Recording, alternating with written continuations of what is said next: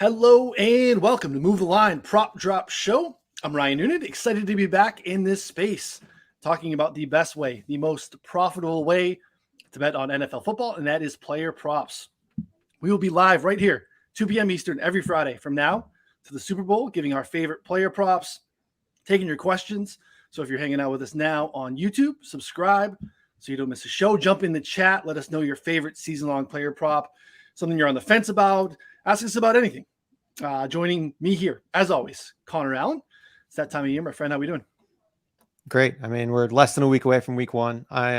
Could not be more excited. It's that time. Also joining us every week in this space is the man behind Mayo Media Network in the Pat Mayo Experience. Of course, none other than the man himself. It is Pat Mayo. Pat, welcome aboard, buddy. I'll try to sound more excited than Connor does.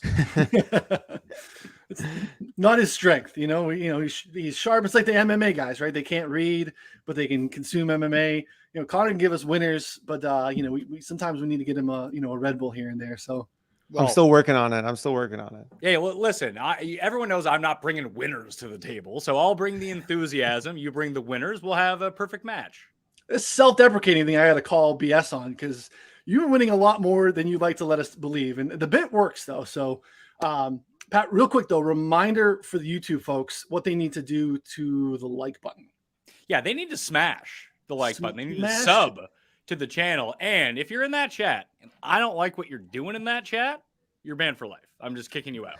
Important that I did give Pat permission to ban anyone that's a jackass. He has a lot of experience dealing with jackasses in the chats. I'd be foolish not to lean on his expertise here. So yeah, Pat can ban you don't want to lose subs. You don't want to lose viewers. You know that I don't care about this sort of thing. We'll have our viewers. We'll have our loyal viewers. So it's not even just like you're acting like a jackass in the chat. I don't like your punctuation. Banned for life. Get out of here. Figure it out. Whatever it takes, we'll do it. So I want to let people know we have 2 episodes of Move the Line each week, both available streaming here on YouTube, also available in podcast form, wherever you consume podcasts. Our game preview show with Connor, John Daigle, and myself will now be on Thursdays at 7 p.m. Eastern leading into Thursday Night Football. Again, important to subscribe so you don't miss a show. Throughout, we're going to share and reference some tools that are a part of the 4for4.com betting subscription. Betting sub is the best way to secure access to everything on the site. Everything you're going to need to be profitable this season. Every article, every tool, weekly rankings, projections, DFS, high stakes, redraft, subscriber-only Discord, all of it. Covering multiple sports with NBA, college football, soccer. We got people doing EPL. Is that a thing, Connor? Yeah, I think so. Well, EPL, I mean, it's a thing for some people, but, we got picks for you folks. So right. It's in the subscriber Discord. Added a ton of new betting tools and resources this season that are only available with a betting sub. So go to 4for4.com/plans. You can go down into the show notes to get the details there as well. We'll be back next week to talk our favorite week 1 props. But for now, we're going to get into our favorite season-long plays here. All live lines available for you to bet right now while you watch. No one here to give stale lines. It is our goal to make sure that you can get as close to the best number or price that we did. So definitely want to make sure that you are watching this live. Again, it'll be available in podcast form, but being live is the best that we can do. So, Connor, I'm going to kick it to you first for your first prop. Before you do, though, if you could take us through a little bit, just talk to me a little bit about your process as it relates to season-long props or props in general, and then give us your first play. Yeah, so I notoriously take a lot of unders in season-long props, but this show is actually not going to be filled with that because the market's already moved on so many of these different props that at this point, we've kind of lost a little bit of an edge on most of the unders. So I will be playing some overs, but generally season-long philosophy, bet the under. There's just a ton of outs, whether it's through injury, whether it's through poor coaching, bad offensive line, whatever it is, one injury can really just throw off an entire, prop there. So I think that betting an under is generally sharper on the season-long aspect. But for this show, we've already gotten through training camp. We've gotten through a lot of potential injury issues already. And these guys are fresh, ready to go. So I'll have 1 under and then 3 overs here for the show. That's just my general philosophy. I was shocked to see overs on your card here. So that's all right. Get us started with the first one. Yeah. So my first one here is the under. Cam Akers, under 1,225 rushing receiving yards. Right now you can find this at -130 at DraftKings. I mean, this is one that we got down on a little bit ago, but I just keep hitting here. So as of a few days ago, Cam Akers was still not running at full speed while Darrell Henderson had returned fully to practice. They were both full participants in practice earlier the week, but I mean, Akers coming back from an Achilles injury, averaged 2.6 yards per carry last year in the playoffs. And now Sean McVay all offseason basically been saying, I really like Darrell Henderson. I like Cam Akers. And now they drafted Kyron Williams as well, who's going to play a role and passing downs. So all three of them mixing in, this line is just not projecting for that at all. This is projecting Cam Akers to be, a workhorse, or at least to get a significant share of the carries. Whereas, I'm projecting him to be, maybe all splitting carries here. So I think between the lack of efficiency and, splitting carries, I think that the under here is definitely the way to go. And was our first week 1 play as well, is also fading Cam Akers. So I think just we've seen this historically betting against guys that are coming back from this type of injury. If he's not assured of the workload, I think it's fairly easy to want to fade Cam Akers here. So Pat, get us started. Pop the cherry with your first prop here. Well, let's keep your gutter mouth away from Pat Mayo. But I'm not sold on this under of Cam Akers. But can I go back to this? Yeah, no, yeah, sure. Absolutely. Yeah, guy had poor efficiency historically coming back on a small timeline to get ready for the playoff run against 3 really good defenses. I would guess 7 months later, I know he's not back up to full speed in training camp. But if we came out Thursday Night Football and all of a sudden they tried to make him the workhorse when the guy could barely walk. If he's going to be okay, he's going to be the workhorse on this team as long as health can keep it up. So the under, very viable because the re-injury could be up there for Cam Akers. But this is a spot where at plus money, on the other side, if you're just wrong about how injured he is, and this is all sort of a rope-a-dope, something that I wouldn't put past Sean McVay, that Akers could have like 1,900 yards this year. It's probably more of a better fantasy allocation, whether you're in your draft because he's slipping, or even for like DraftKings Week 1 showdown, no one is using Cam Akers. But this could just be an absolute blow-up spot because it's a guy that people were drafting in the first round of fantasy drafts last year. And now we are a full year removed. And I know the history on Achilles isn't very good, but just the fact that he was able to come back in 4 months and actually play on the football field without re-injuring himself. Yeah, he looked like absolute garbage. No one's going to dispute that. But we've had a lot of time to heal here. Yeah, if you'd consider that playing, I think that's very fair. But yeah, I mean, like it's 0 for 12 in the last 10 years on running backs returning from Achilles. But to your point, he should look better. There was a great podcast with Charles Robinson talking about how Sean McVay has changed his philosophical approach, because I was scared of fading Akers for the same reasons. I thought he'd come back, he'd get the majority of the work on a great offense.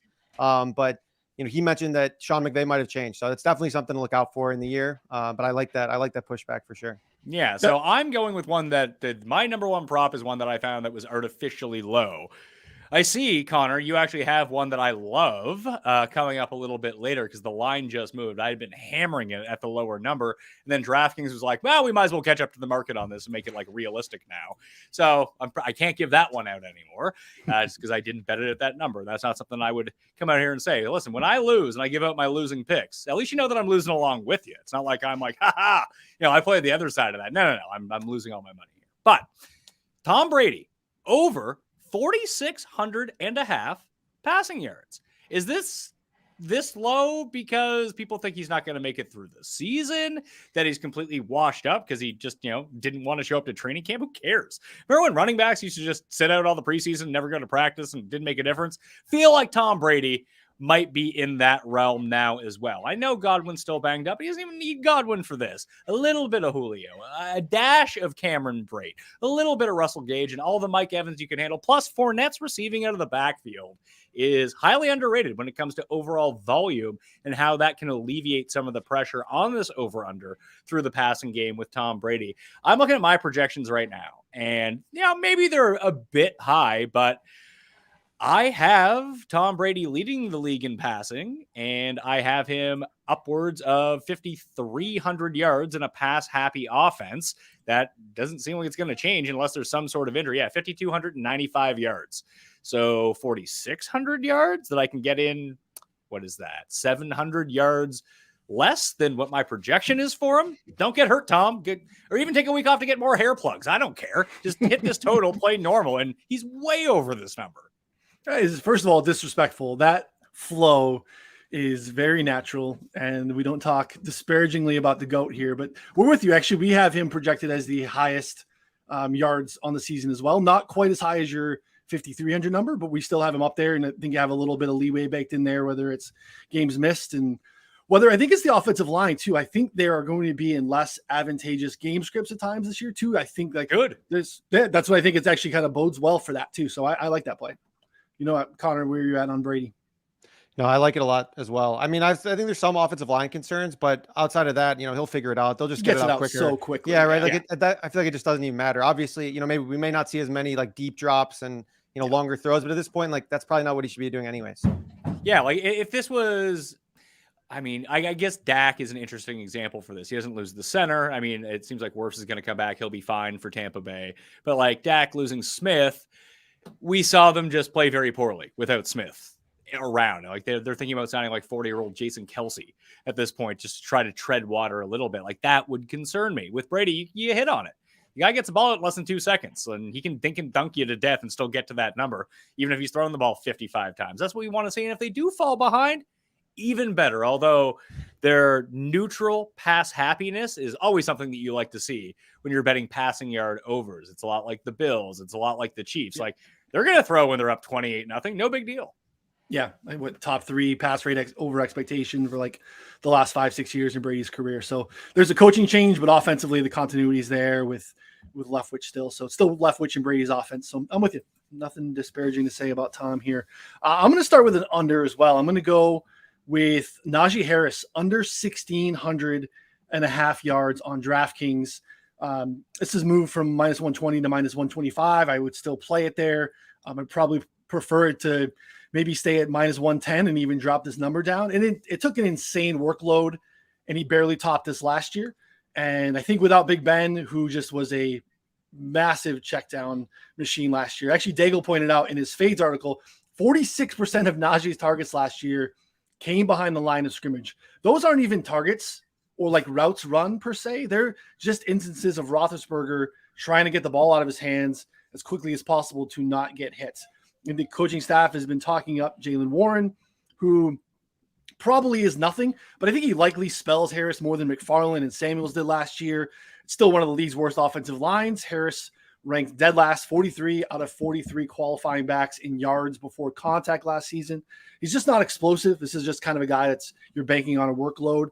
He had 307 carries last year. 4 of them went for over 20 yards. So I think we see more of the same. Now we're dealing with maybe a Liz Frank sprain that they're like maybe flirting with or telling us that it wasn't a big deal. Like you just don't want to hear those words at all. So we have him at like 1320, feeling pretty comfortable about an under 1,600 on Najee. I think Connor, I think you're with me on this one.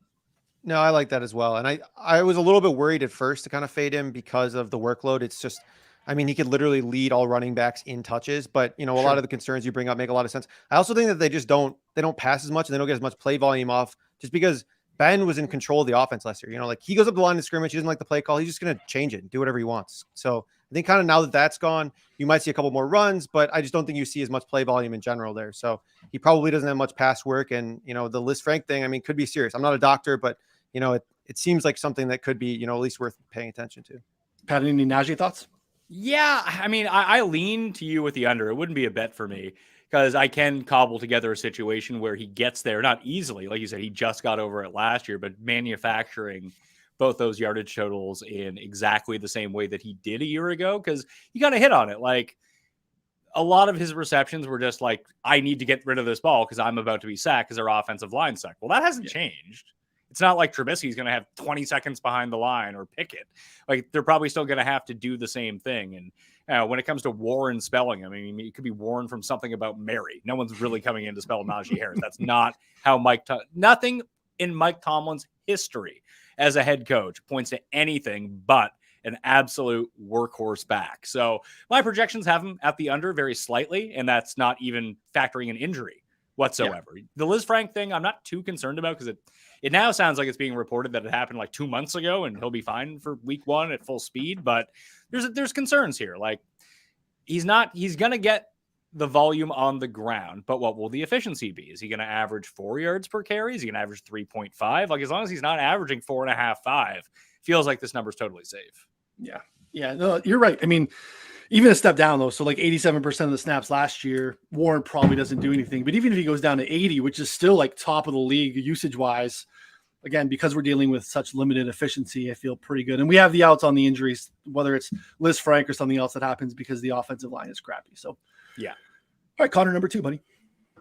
All right, my second one here, Allen Robinson, over 1,000 receiving yards. This is plus 130 on FanDuel. There are lower numbers out there that you can get for minus 115. You can get an 875 at MGM or other places, but I thought this is the best way to play it. I generally like to get, better juice on my overs here. So Allen Robinson, I think, is in a great position to crush. After last year was just a complete disappointment, I'm willing to fully write that off. Blame it on the offense, blame it on just basically giving up. And from everyone that I've heard that's, reasonably close to Allen Robinson, they said that he just didn't care anymore. So we throw that season out the window. And now we're looking at a guy who Sean McVay cannot stop talking about, is, unprompted, showing multiple different beat reporters, like videos of Allen Robinson, how they're going to use him, moving him around, just really could not be more excited about the guy. And I think that, one of the best head coaches in the league and one of the most creative play callers, being excited about a player, actually matters in this situation where, kind of that usage should translate. And I think we're going to get a good, be able to see that as soon as this Thursday. And if we do want to look at last season, Matt Harmon still had a success rate versus man coverage, well above average. So it was lower than his career, but it was well above average still, which is how often he gets open versus man coverage. Originally I was down on him coming into the season, but I think following, the breadcrumbs and going back and watching him, I think kind of helped me, realign here. So I think the over at 1,000 receiving yards is an interesting look. Yeah, I'm bullish on A-Rob. What are your thoughts, Pat? I'm just I have no idea what this offense is going to look like this year. I assume it looks like a lot like last year. I am kind of worried about this tendonitis in Matt Stafford's arm, though, and whether that affects him throughout the course of the season. But everything that Connor said about Allen Robinson, I mean, even when he had COVID, then he came back and he just clearly was not 100%, or that he just really wasn't trying, or maybe some combination of the two. And again, with a bad offensive line, a rookie quarterback, or scrub quarterbacks, as they were either running out last year, that this is just a much better situation. Be the number 2 on a team with a high-powered offense that is going to move the ball and be in shootouts a lot of the time as well. Like, the Rams' defense is good, but they're not immune to bleeding points at the same time either. But I mean, it's a no bet for me. The plus 130 is pretty good, though. Like, if I'm kind of with Connor that outside of a few overs I really like, if I'm not getting juiced money to bet an over with all everything needs to go right for an over to hit, especially with a preseason bet. This is why I don't play a ton of preseason props, and I would shade unders on most of them because, Allen Robinson blows out his knee week 1, cash your bet if you got the under kind of thing. But at plus 130, that's the spot you want to take. It's like my Brady one, even money. I'm not laying the juice on either side. So I would feel more comfortable with those because all of a sudden you don't need to even go 50-50. You need to go like 46%, 45%. You're still coming away with money. Pat, there are 5 best rappers of all time. Dillon. And I think that you have an AJ Dillon prop for us. Yeah, I'm eating big juice with this. Minus 130 at DraftKings right now. I love AJ Dillon this year. Or Dillon hot fire to the end zone. I have no idea how the split is going to work between Aaron Jones and AJ Dillon between the 20s at the goal line in the passing game. I would expect Aaron Jones, just based in the games that we didn't see Devontae Adams last year. It was a lot of both them on the field and Aaron Jones splitting out wide at receiver, AJ Dillon in the backfield. I'm not a professional NFL scout. Anyone can tell you that. But it does seem like AJ Dillon's prowess near the goal line is a little bit better than Aaron Jones. That's not to say that Aaron Jones isn't going to have a ton of touchdowns, but I could see him being more involved in the receiving game this year. So you have multiple outs to me in terms of him hitting this over of 5.5 rushing touchdowns. One is he just gets there and he ends up with 9 throughout the course of the season, just based on his everyday role of 40 to 55% of the snaps given the week. Because we saw some games last season when both were healthy that Dillon outsnapped Aaron Jones and got that goal line work. And God forbid, what if something happens to Aaron Jones? Now AJ Dillon has 20 touchdowns or something outrageous like that. Just feels like the floor of AJ Dillon's rushing upside minus getting hurt. Now getting hurt, like I said, all bets are off. We're hoping he doesn't get hurt in this scenario. But he could even miss 3 games at 5.5 touchdowns. He could get 3 in one game. That's not out of the realm of possibility. That's well within his range of outcome. So my floor when I made my custom projections was 8.5 touchdowns for AJ Dillon. And that's assuming he played 46% of the running back snaps in the Packers backfield.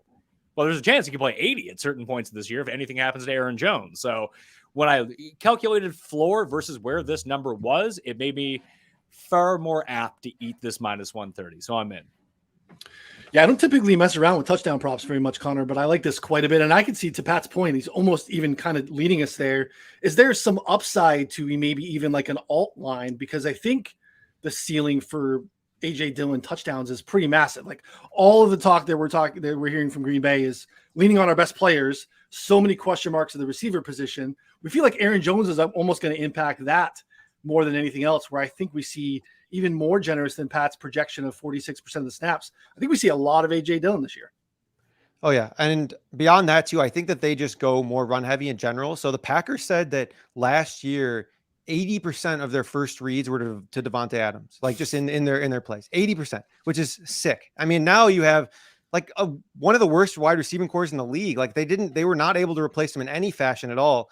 So I expect them to go way more run heavy. And then in the red zone, like again, like Devontae and Rodgers had just a massive connection. So I think that number of, touchdowns just goes way down as well. So you're looking at Dillon being more involved in there. You said some alt lines could be in play here. So I think that could be another way to attack it here with like 10 plus touchdowns. You can get them at as well at like plus money and 12 at FanDuel. So if you really want to kind of do the alts 8, 12, 10, 12 on the ladder, I wouldn't fault you there either.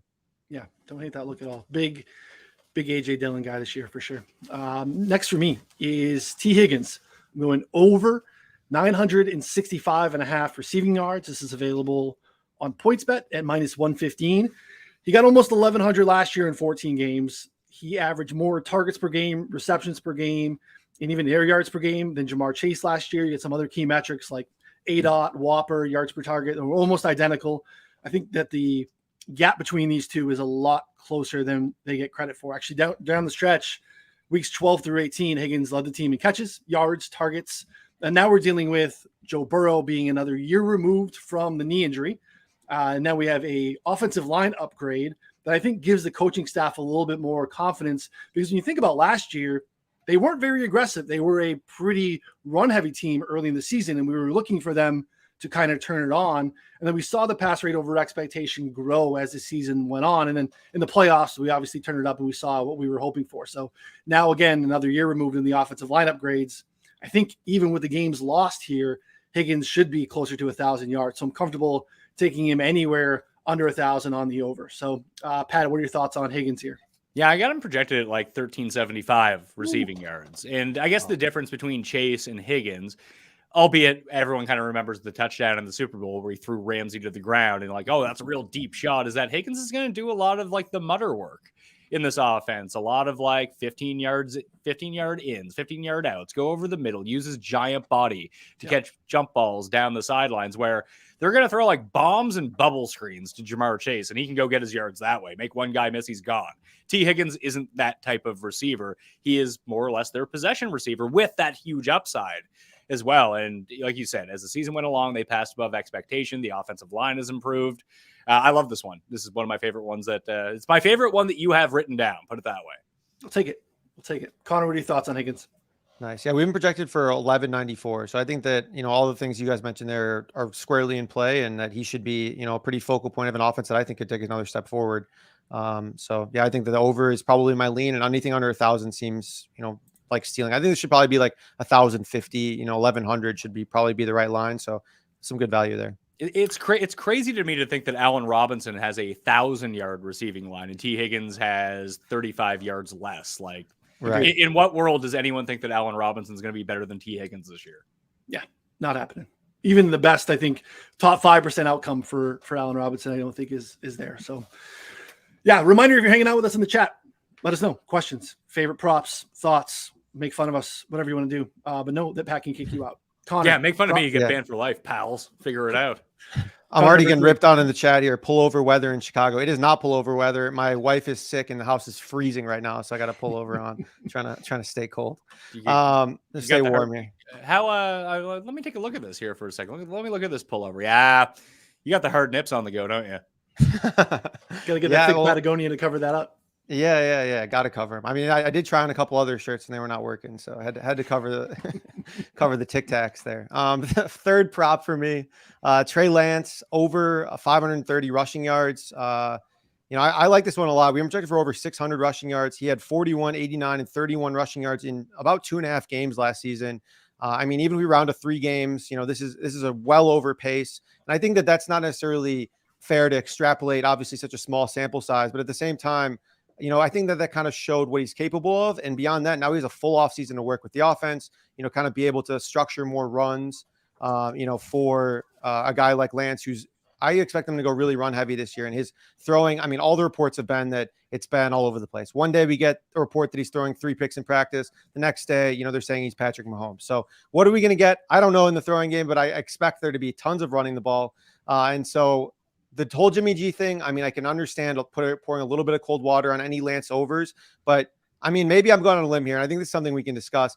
I don't think it really matters at all. I think that the whole Jimmy G thing is, they openly traded him all offseason, or we're going to trade him. They didn't get the price they wanted. He was willing to take a price reduction. Now they have one of the best backups in the league behind him. And they drafted Lance kind of knowing that they were going to get that roller coaster. They wanted that upside. They wanted that, potential to win games for them and not just be there and manage a game like Jimmy G. So I'm thinking that they're willing to ride the roller coaster. I think he would have to be aggressively terrible for him to get benched for Jimmy G, to the point where he's losing games. So I know that is not a popular take in the industry, but one that I'm willing to stick by here. And if anyone wants to, in the chat wants to get some action down on that, I'm very willing to figure something out there. This is one I had identified as well. I've been betting it all offseason at 500.5. And then the line started getting juiced at DraftKings. I think it got up to minus 160, and then they eventually just caught up with the rest of the market with that line. Yeah, there's myriad ways that the under hits on this, but just extrapolating even from that small sample what Lance did last year, what are we putting at? 12 rushes a game? Right.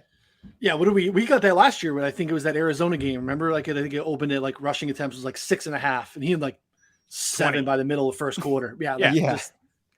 I think because too, you have this naturally with a guy who is struggling with all reports as a passer. And you just have that natural instinct of hey, maybe first read, if he gets to the second progression, great. But if there's nothing there, he's going to lean on his athleticism and tuck it in and run. And I think that all those things lead to rushing yards. And I'm kind of with Connor on the Jimmy G thing. I'm not super worried about it. I think it's a team just kind of covering their ass, making sure that, hey, if we're ready and we have everything else clicking, and this is the one thing holding us back, reluctantly, they have that at least to fall back on. And if he gets hurt, then they still can be contenders because they know that Jimmy can walk right into that. So I think with the way they handled this offseason, basically having Garoppolo not even involved in meetings, they wanted to be really clear that it's going to be hard for him to get benched from a performance standpoint, I think. So I'm with it. I'm not shy away from any Trey Lance overs because of that. I had a question, Connor. Is the reason that you took the Allen Robinson at that site that I've never heard of at plus 130 at 1,000 yards, is it because the juice was too that's an alt line, right? Right. Yeah, it's an alt line. So the regular line is 825 on one site, and then you're able to find some 875s at minus 115, minus 120. Our projection is right at 1,000. So I was just playing. Again, like we talked about earlier, I'd rather with betting overs, take an even or a plus money juice where I think I have enough of an edge. I also sprinkled a bit on 1,250 receiving yards at 6-1. I'm drinking all the Allen Robinson Kool-Aid this offseason, so that's fine. But I think that the 875, 825, if you want to lay the juice, you're more comfortable with that, is more than fine as well. Yeah, 825.5 minus 140 current as we speak at DraftKings Sportsbook. And I was just looking at my projections. I have them at 1025 over the course of 17 games. There's a reason that one is juiced to minus 140. That seemed to be one that everyone hit right away. Yeah. Right. Yeah, it's too late. All right, Pat, what do you got? All right. We want to do our combo right now. We're going to hash this out. Yeah, I think we can both win this bet. So I'll let you get started. So Jahan Dotson under 611.5 receiving yards. Here's the thing. Carson Wentz sucks. Not good. Mm-hmm. And that's a problem when you're trying to hit over yardage. Now, do you want to say what yours is? I am taking Jahan Dotson over 49.5 receptions, minus 115 on DraftKings, because Carson Wentz sucks. And this football team is going to be behind. They're going to have to be in passing situations. And I think the routes that they're going to get from Dotson are going to be safer drags. And we've seen it a lot even in the preseason. We've seen these shallow cross mesh looks, lots of little layups and screens, things that can pad his catchable target rate. Guy did not drop a pass at Penn State. I think he do a great job at creating separation. And I think they're going to want to use McLaurin more down the field, similar to maybe even how we were referencing the Chase Higgins combo. So I think how they're going to use Dotson will impact his yardage ceiling, but I think he's going to have a lot of catchable targets. So that's kind of why I'm on the over at 49.5. We have him at 67. So I actually had the baseline projections that I ran before I went and edited it because I didn't like what it told me. So I had to edit it to come up with a better situation because I had him as a slight over on the yardage. And again, a slight over on the yardage just really points me towards unders because you miss one game, all of a sudden you're way under what that number is going to be if it was a coin flip to be over in the first place. But I really think there's two things that I really believe, and even three, now that we're likely, I mean, I have no idea when Brian Robinson is going to come back, if he's going to come back, but that probably means we're going to see more JD McKissic on the field. And the type of routes that you're talking about seem to be the ones that McKissic might be in competition with Dotson with. I'm with you on McLaurin. He's going to stretch the field. And if I had one of the 10, 15 best receivers in football, that's a guy. Just look at the Colts last year. McLaurin's going to be better Michael Pittman. In terms of what Carson Wentz can do with him. Not to say that I just think that a talent, he is better than Michael Pittman. Sure. But hopefully that comes through. Now, Pittman's probably going to have a superior stat season than what McLaurin's going to have this year. But those are the routes that Carson Wentz hasn't found a deep jump ball. He's not afraid. There's no quad coverage he's not afraid to throw into. And those are all going to be McLaurin targets. So now you have to have the underneath stuff. So you have Dotson mid-range underneath these high percentage targets. Where are those going to go? Are they all going to go to Dotson? No, because you have McKissic. Logan Thomas looks like he might be back for week 2. So now you throw him into the mix. And everything that people are projecting, tough speaking, onto Dotson, well, Curtis Samuel looks like he's going to be healthy as well. And those are exactly the type of routes that he runs. It just feels like there's too much going on that if he doesn't have this huge breakaway potential to make one guy miss and go 70 yards, that I really do think we can both win this bet. I did too. I mean, the last time we saw, first of all, we don't see Curtis Samuel play football games. But last time he played, he was running a lot of, the empty calorie routes. Again, Carolina for the most part, because we haven't seen him much since he's been in Washington. I'm with you. I mean, Logan Thomas is trending in a different direction than we thought maybe early in the season. So that's good. I think McKissic is going to be impactful for sure. But again, the more, dump offs and screens and stuff like that, I still think they're going to, again, you also see sometimes too, when you have this first round draft capital sunk into a receiver, that you almost want to prove that it was the right thing too. So I think they will force feed some targets too. Now, again, Carson Wentz sucks. So that's a problem, but because of how I think he's going to be used, I do think that we can both win. We actually have a slight lean on the yards over as well, but we have a bigger gap and edge in the targets, and I really like the target number. So, I think this is kind of a bad football team. I think Connor and I maybe both shorted them in the preseason market. I think there are lots of ways that things go wonky here. Daigle is very, anytime you give him a platform to talk about Carson Wentz and tell you how bad he is, he gets like Connor on a cold day, gets all perked up there. But Connor, do you want to break the tie, or can we both win? I mean, I think you can both win, but I will say that I would definitely lean towards the under on just anything Washington passing related, just in general, because I don't think I've actually taken a single over on any team with just poor quarterback player, just an offense that could be that bad. So, I mean, just because there's so many things that can go wrong. I mean, Carson Wentz could literally be, which I already think he is, a bottom 5, 6, 7 quarterback in the league. And so what if he's bottom 3? What if the bottom falls out? That's very much in the range of outcomes for a guy who's progressively gotten worse and worse since his, whatever potential MVP season. And now has, the most questionable supporting cast in a while, I guess. I guess McLaurin's better than Michael Pittman, and you could say what you want about Dotson, but I think the unders here are, probably my lean if I am betting one way. Yeah, and it takes out all the risk of any sort of misgame. The under does. Right. Absolutely. Yeah. Hey, Tyler Heineke coming in is probably not the end of the world for, from where I'm standing here either. So, well, I couldn't figure that out. What was the point of getting Wentz when you had a guy who is equally as good or potentially better than him anyway? So that Dan Snyder can sell tickets, pretend it's like treading water. You know what I mean? When, they think that they're moving forward, but they're just moving in the same place. You just think that you had this guy with a pedigree that has shown a blimp of talent and skills, albeit 5 years ago and a few surgeries ago. But I'm with you. I mean, last year there's no reason that team should not have made the playoffs outside of what Carson Wentz failed to do in the last couple of weeks with the Raiders game, and then obviously the Jacksonville game in the last week of the season. So yeah, I think they're going to be a pretty bad football team, and I'm hoping that Dotson gets lots of dump offs for 3-4 yards, and Pat and I can both celebrate at the end of the year and cash those tickets. So, all right, Connor, bringing up the rear, last one. Yeah, so last one for me, Courtland Sutton over 62.5 receptions. This is minus 115 at DK. This is just like way off our projections. We have him at 85 receptions, which I think might even be a little too aggressive, but 62.5 receptions for the season assumes about 3.6 receptions per game. I'd assume that his weekly over-under will probably be around 4.5. He'll now be receiving, the best and most efficient targets of his career by far. Russell Wilson, even prior to his injury last year, was 6th in CPOE EPA composite.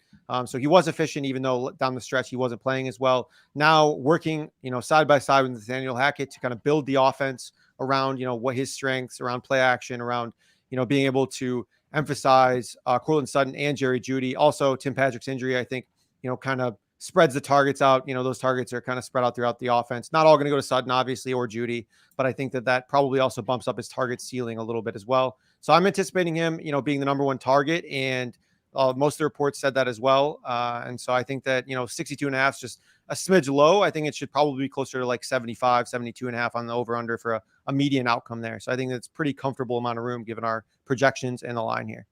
Yeah. Where do your projections have Sutton, Mayo? Inconclusive, because the range of outcomes I just feel is so high with a guy that we've just seen nothing but him being banged up all the time. And then when he wasn't banged up, he had the worst possible situation. Like, there's a chance he's bad. Like, I hate to say it, but that's in his range of outcomes at this point, because there's so little information outside of like a 3-month stretch when he was amazing. But we've seen receivers do that before, and then we don't ever hear from them again. I would lean with Connor that the overs are most definitely the side I would want to be on, but I'm a bit tepid to go on in a player. Just, I have a very, listen, we're paid here to talk about all this stuff, but I think, to be honest, like, you can't cap every player perfectly. There's some players that you feel like you have a better beat on, a better read on, and other guys are just like, man, I don't know. The entire Denver offense outside of Russell Wilson is just a big question mark to me of like, what if Judy's just way better and Russell Wilson loves Jeudy? And you're like, oh, should have seen that coming. And it'll make sense once you watch the games play out. And it could be the inverse. It could be Sutton and Jeudy does nothing. Like, none of these scenarios will shock me. And that leads me away from committing my money for 18 weeks into a prop over something that just I have no real feel for. Yeah, that's a good call. I mean, you can't have locked on takes with everyone. Connor, you had a rebuttal?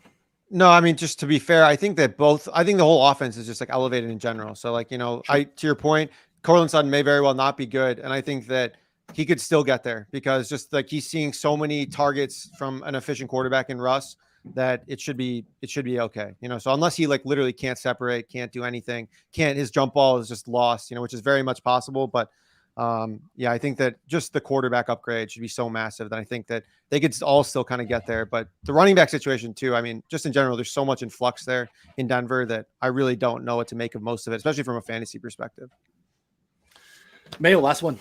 I'm going under 25.5 passing touchdowns for the guy who replaced Carson Wentz, Matt Ryan, in Indianapolis right now, minus 120 at DraftKingsSportsbook.com.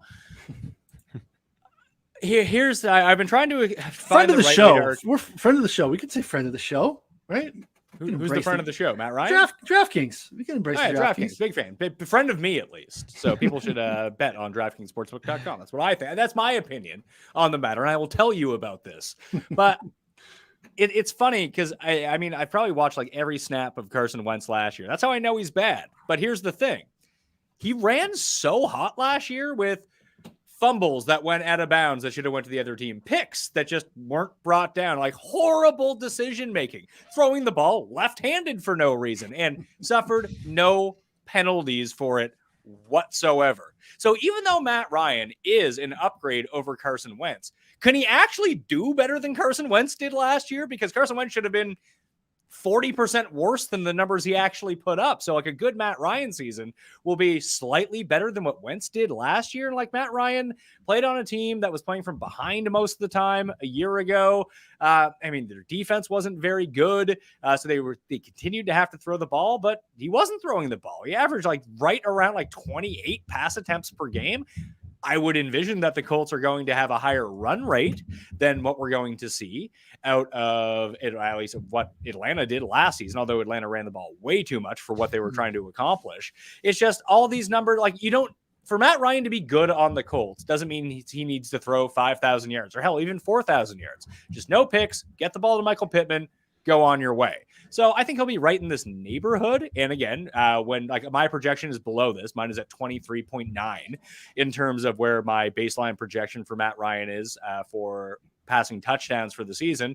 And he gets hurt for 2 games. All of a sudden he's nowhere near that. So I just feel like there's a run heavy team. Jonathan Taylor is going to score a ton of touchdowns. I mean, obviously you can't parlay props everywhere, but if you could do a correlated prop parlay under the 3,900 yards and under the 25.5 touchdowns, I don't see this being a huge passing offense. Yeah. 24th in pass rate over expectation last year. And I could see more of the same because the division sucks. The schedule is really nice. They should be in heavy run situations. And I think the argument would be like Jonathan Taylor had more carries inside the 5 last year than anyone else had inside the 10. So if they decide to get a little bit more pass heavy around the red zone, that could lead to some more touchdown opportunities for Matt Ryan. But that's, again, leaning under makes a ton of sense. What are your thoughts, Connor? Yeah, I mean, we haven't projected for 21.6, so we're even lower than Pat. I mean, that's a great call out there too. And beyond that, I heard from some local media, in Indianapolis that literally no wide receivers outside of Michael Pittman can separate. Like they're just getting locked down every single practice by the Colts defense. Like no one can separate, and it's literally just throwing to Michael Pittman every play. So is Michael Pittman going to score 25 touchdowns? My fantasy teams hope so, but I highly doubt that. I just don't think that it really pans out. So I think that Matt Ryan under there is a great look. Well, you also have to hedge against who was that random dude on the Colts last year who kept catching all those stupid touchdowns and like I had to go learn his name 8 times. Ashton Dillon, is he still on the team? Still on the team, and they like him. I don't know. We'll see. Yeah, lots of opportunities for the second receiver role, but because of that, I think that's another reason where there's just not anyone that can emerge that you think this is going to be a red zone pass happy offense. So you probably see some of those unsustainable Jonathan Taylor inside the 5 and 10 carries again, because just what they want to do. And let's not pretend like Matt Ryan, outside of his MVP years, had a whole lot of red zone passing success in his career. Like, true. Don't we complain about one Falcon every year who's supposed to be really good? Because, man, why does he only have 1 touchdown this year? Like, that was the Julio argument for 20 years. It was the Pitts argument last year. Maybe he's just not good in tight spaces. Yeah, it's a good call. Yeah, we always tie that to Julio kind of letting us down in touchdown opportunities. But, yeah, maybe it's a Matt Ryan thing. Good call. Last for me. Mike Gesicki under 55.5 receptions. This is minus 115 on BetMGM. I get the pro Gesicki argument, like centering around his. What's that? Do you get the argument? Well, I mean, just as far as like athleticism and there's, I think, measurable. Like he came out of the combine and everyone loved him. He's a shorts and t-shirt guy. Like you would love to have him on your flag football team with your buddies, but it just doesn't seem to be kind of clicking for him in the NFL. Trade rumors, obviously, this past week. And then you look at how they used him in the preseason finale. He was on the field for just 8 of 17 of Tua's snaps. Durham Smythe was on for 14. And there's a person named Cethon Carter. This gentleman was on the field for 7. Never heard of him, to be honest. And I get paid to do this. So 1 less snap. So there's obviously new competition at the tight end position here. Route participation down to just 65%. And he was used inline like a traditional tight end almost exclusively. Last year, he was barely used that way. He was inline 12% of the time. So again, big slot last year. Now he's being used like a tight end. And then new head coach Mike McDaniel comes over from San Fran. San Fran was 31st in pass rate over expectation last year. They like to run the football. You would expect with the offensive line upgrades, the upgrades at the running back position with Connor's boy, Chase Edmonds, Raheem Mostert. I think they're going to try to run the ball a little bit. They're just seem again, and target competition, right? Tyreek. I think there's just a lot of outs here for Gesicki to go under this number. We have him barely projected under, but I think if we gave a refresh to that number here in the next 24, 48 hours. I think it even drops below 50. So give me under on Gesicki. I just don't think he's going to be involved. Yeah, I feel like this is a number that, like maybe, again, they're just kind of lying to us about the usage that Gesicki's going to get, because if they do play him not in line, out of the slot, which is where you're going to see a lot of Tyreek and Waddle, which would make no sense. Let's just say that's the case. He would have an excellent opportunity in this offense to be the guy who isn't covered running seams down the field. So, like, you look back at the end of the season, it's like, oh, it was 80 for 1,300 yards from Mike Gesicki. Okay. Far more likely it's like 23 catches for 300 yards based on what we're seeing from them right now. There's just not that much to go around, low pass volume. And you kind of hit on it. They want to use these inline tight ends. Dude can't block to save his life. Right. It's not like he's George Kittle. I mean, receiving wise, Kittle's better, but like Gesicki's a comparable. Kittle's one of the best blockers in football. So, I mean, at the tight end position, he's not like a left tackle or anything, but you can put him in line. He's getting dudes out of the way. He is enhancing your running game. Gesicki is a negative in the running game. The way they want to run play action, and not even bringing in Edmonds and Mostert, Colonel Mostert, he's going to hit you with a candlestick. He's going to take off to the end zone. But with Waddle and Hill in the backfield too, not necessarily the same way that they use Debo as a running back, but giving these guys jet sweeps and involving them that way is going to be a big part of this offense. So, if you say San Francisco is 31st in passing above expectation, I would expect Miami to be 31st, 32nd, 30th. And just there's not that many targets to go around. You think you're going to have a few games where Gesicki's going to get 12 targets and Tyreek Hill gets 3, and he's not going to complain and make life miserable for everyone? Not a chance. Not going to happen. Yeah. Theoretically, you could say, hey, now because he's not the big slot, he's probably getting more advantageous matchups, right? He might get linebackers in a way that he didn't get last year, where he was getting maybe safeties or even corners at the times, because really outside of Waddle last year, it was nothing. But I think it's just very different. And we're just seeing it in the usage. And I think you can kind of make whatever you want of preseason usage, but I think there's enough here to know that there's a reason based on the tendencies of the new coaching staff of what they want to do. And they just want the inline tight end. Like Pat said, like they want to run the football. They want to have that versatility pre-snap to be able to bring the guy in line and have them option into a run. And Gesicki is a liability as a pass blocker, and I think he's just going to be on the field less. Yeah, you guys hit on most of it, but 2 things I want to add. So, I mean, Mike McDaniel was not just the offensive coordinator; he was also the run game coordinator. So, that's kind of like that's his roots, and that's what he wants. So, it was not just Shanahan saying we're going to run the ball. It's like that; that's actually what he wants to do as well. And there were some Gesicki trade rumors, which actually might hurt this bet, honestly, more than it helps. But I think that that kind of shows what light they view him in right now, and that he's not really a valuable asset to them. It doesn't really fit what they're looking to do. So what do you think is a reasonable expectation for his target share this year? Because my baseline had him at 16%. I don't believe that, so I have to put it down. If I have to punch this into projections, what do you think that would be? 12. 12? Okay, let's put him at 12. And no, 1,620 is not what I want to do here. That's going to make him way over. So let's put him at 12% target share in this offense, an offense that we all expect not to pass as much. I'll put them at a 49% rush rate, a 51-49. Does that sound reasonable? Yeah. So let's see what that spits out now that I have these in here. Where are you at, Sticky Gesicki? Oh, boy. He goes way down to 40 catches and 450 yards. And that's still with a 12% target share. Yeah, which I think is probably still generous, to be honest. Yeah, I agree with you. Yeah. I like Sticky Gesicki too. Yeah, that's good. Not this year. Not on the fantasy teams, and we're taking the under on that. If it's on DraftKings Sportsbook, we advise you to bet it there.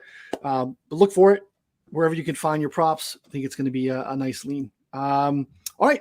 Let's get to the questions. We have about 10 minutes left, so we're going to leave some time for producer Sal to share his prop.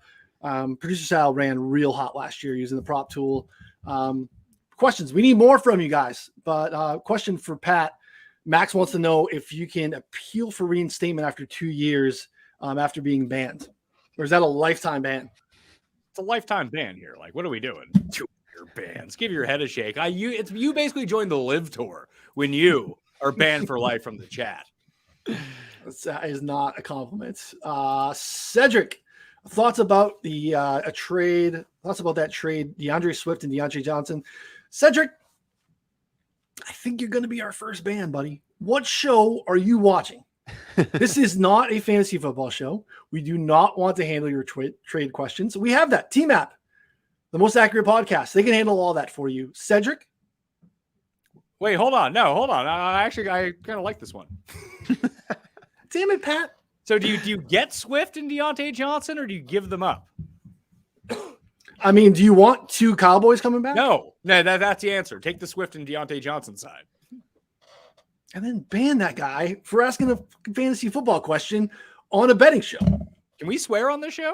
Yes. Oh, yeah. Fuck yeah. I teed you up for that one, and you just. Oh no! Listen, I'm not just gonna do it because you want. You know what? Why don't you have some fucking balls and ban people yourself for life? That's fair. That's fair. Pat mentioned this. Allen Robinson actual number 825.5 on DraftKings. Again, Connor gave us one early in the show, plus money, boosted up because he feels really, really good about that one. Max still here, has not been reinstated. My bookie doesn't have any props yet, but I really like Nick Chubb to lead the league in rushing yards. We have him like 5th in rushing yards. I mean, questions obviously with this offense, with not having Deshaun Watson for a little bit. Jacoby Brissett was really bad last year and has been kind of bad the last forever being in the NFL. Obviously, it's a great offensive line. They are going to probably lean on the run even more because of Brissett. But gentlemen, have any thoughts on NFL leading rusher props or Nick Chubb in general? Nah, do you guys have a sponsorship or any sort of contact with MyBookie by chance? We do not. Don't ever play there. There's a reason they call them My Crookie. They'll steal your money. That's not a lie. That's happened to multiple people I know. Oh yeah. Dane in the chat here says, if you only have MyBookie, find another hobby. I think Dane is kind of leading to that. You have to. Here's the problem with the Chubb overall. I kind of agree with the thought process that goes behind it. Like, Brissett can hand off. That's the one thing. That and throw it really, really long down the field. He can do that, and he can hand the ball off. That's about the limits of what Jacoby Brissett can do at this point.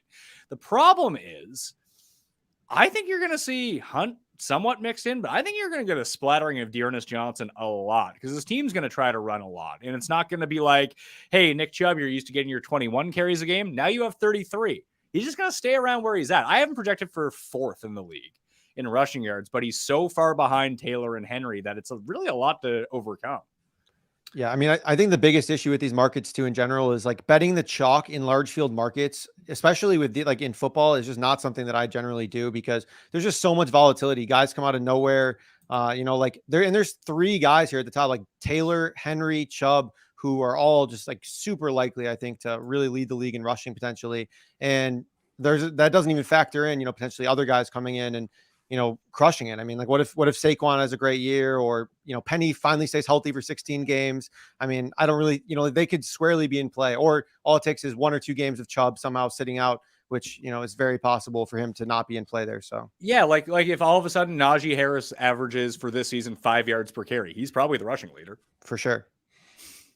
3.9 last year is an aggressive. But like he's going to get a lot of the people who are actually going to have the volume. Like, who are the running backs even capable outside of like some weird outlier season that they're going to play so many snaps, get so many carries that they're going to have a chance? You have Jonathan Taylor, Christian McCaffrey, Najee Harris, Derrick Henry, Joe Mixon, Dalvin Cook, Leonard Fournette, Chubb, Kamara, maybe.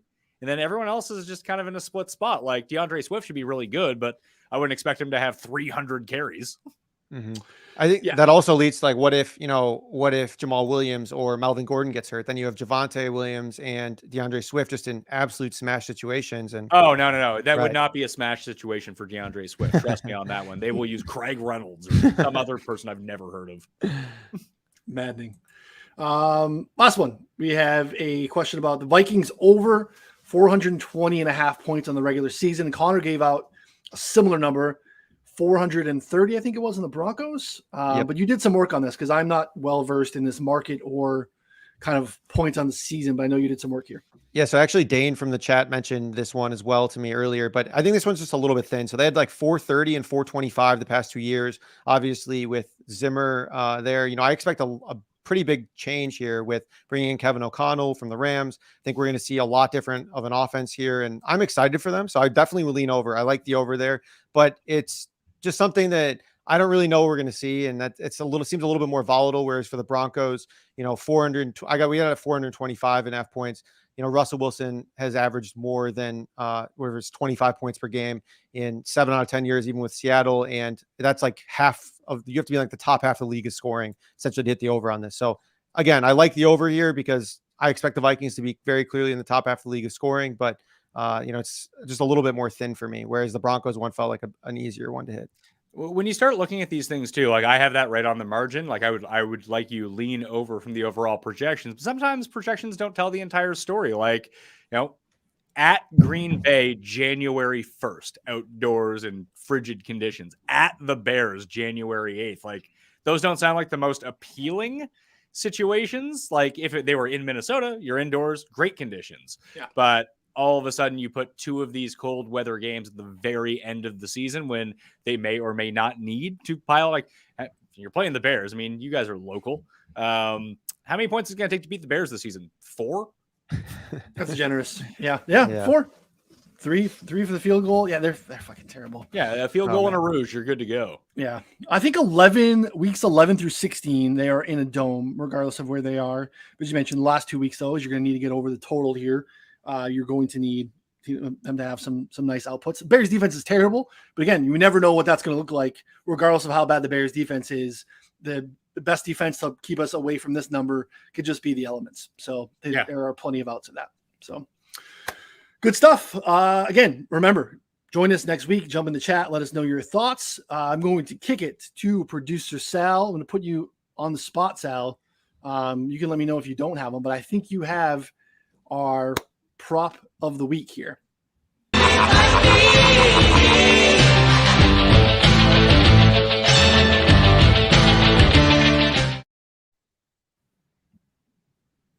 All right, I didn't see the screen, so I wasn't sure if he did. Here we go. Let's put him on the spot. AJ Brown, over 70.5 receptions. This is plus 100, available on DraftKings Sportsbook. We have him projected just a tick under 81 on the season. Pat, first thoughts. AJ Brown, over 70.5 catches. 70.5 catches? Yep. I got no feel for this Eagles passing game. It's just a straight pass for me. I mean, I guess, Connor, you could probably speak to this a little bit better. After, was it week 6 or week 7? Like, their pass over expectation did like the complete flip, and all they wanted to do was run the ball. And they project to be pretty good this year too. That I just think they run too much for a lot of Eagles receiving overs. Right. Yeah. Weeks 1 through 6, they were top 3 in pass rate over expectation. And then the rest of the season, they were, I believe, second to last in pass rate over expectation. So literally a full flip mid-season. So yeah, I agree though. I think for what it's worth, AJ Brown, I think he's a better fantasy option than a option in the prop market, like a binary yes, no, because his upside, I mean, he's an awesome player. If for some reason they do go pass heavy, if him and Hurts have a great connection, it's a lot of ifs to bet on for a binary, prop. Whereas for fantasy, I think those ifs could, end up with him being like a top 1 or 2 fantasy receiver if all that hits. So I'm more willing to bet on him there. And I would be far more likely to take the yardage over the receptions for AJ Brown, because almost like I spoke about Jamar Chase earlier, he is another hit him on a slant, he gone. And, that's one catch. That's going to hurt you in the race to get to 71. It's not going to hurt you in the yardage when you have a couple long touchdowns thrown in. Here's where I keep coming back to on the AJ Brown thing, and really the passing game in general here in Philly, is Hurts was frightened to throw over the middle last season. He had 10% of his attempts on the year over the middle of the field. It was 12% below the league average and comfortably the lowest in the league. And then AJ Brown, on the other hand, 60% of his targets last year came on in-breaking routes. So there just isn't a mesh. I know that there's the narrative of like these guys are buddies and all that stuff, and like we want to be, and we're bullish on the Eagles. But again, like something's going to have to be solved there. He's obviously not comfortable throwing over the middle of the field. So again, that's a big thing that they have to fix. And I think to Pat's point, like the receptions, I'd probably shy away from. I'd lean on the yards if I want to take a pro AJ Brown stance. But from what I've heard is we don't want to fade Sal on any of these things. That's probably the move problem. Is to go with him on this. But more on the Jalen Hurts not over the middle point, because Pat's going to bring his own football experience in here, which is very relevant to the conversation. But another short guy playing quarterback. You know what I had to do a lot when I was taking snaps? roll one way or roll the other way, because I couldn't see over the center's head to the middle of the field. And, Jalen Hurts is a smaller guy behind guys that are 6'7", 6'8". And if you're not taking huge 5-step drops, which he doesn't normally, he's usually rolling out one way or another. It just makes getting back to the center of the field, all of a sudden you're throwing across your body, which is the last thing you ever want to do. So unless they explicitly put those routes into the playbook, and they may, because it's A.J. Brown, if that's what he's more comfortable with running, then they will. But I just think for Jalen Hurts, in order to utilize his skill set best, get him more into open space where he can see the entire field downfield, is that just short over the middle is just not a route that he's ever really going to throw. Did you have 20-yard end zones in youth? Oh yeah. We got full. The worst part is we had to play with the CFL ball, even in high school. And the CFL ball was huge. I have little John Beck Carney hands anyway. Gripping this thing, it was you remember those old KFC balls that had Shaq's handprint on them? Yeah. Yeah. He could just grip a basketball like that. That's how my hand looks on a mini basketball. His hand's 8 times the size of mine.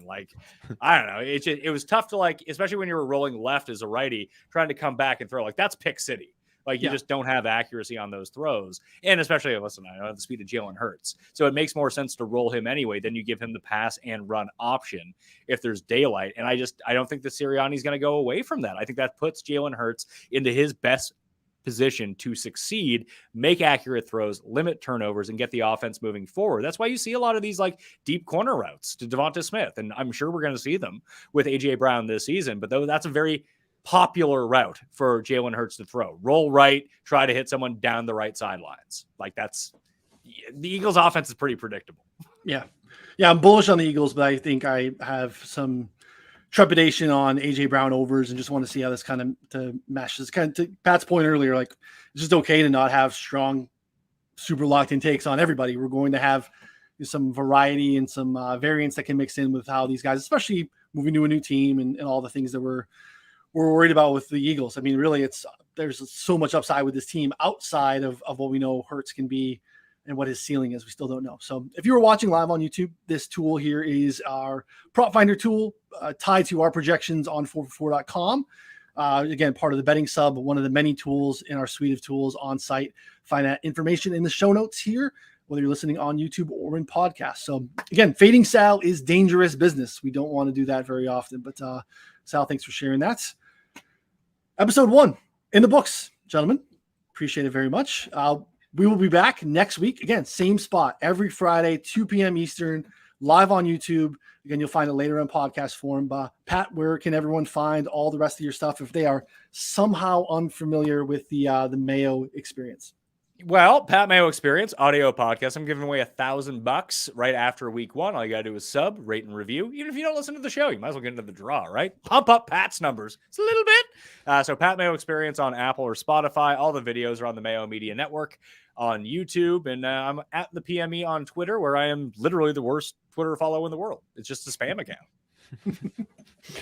But then you get to know, and you can go and you can find, Jeff and Tim and the nonsense that comes from Tim.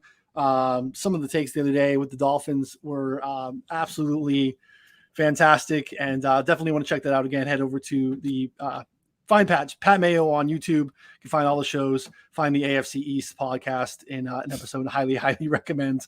That's a serious person giving what he intends to be as serious takes, and I think that it's something that you should have in the back of your mind when you take all that in. Is great content. So for Pat and Connor, I'm Ryan. We'll see you all next week.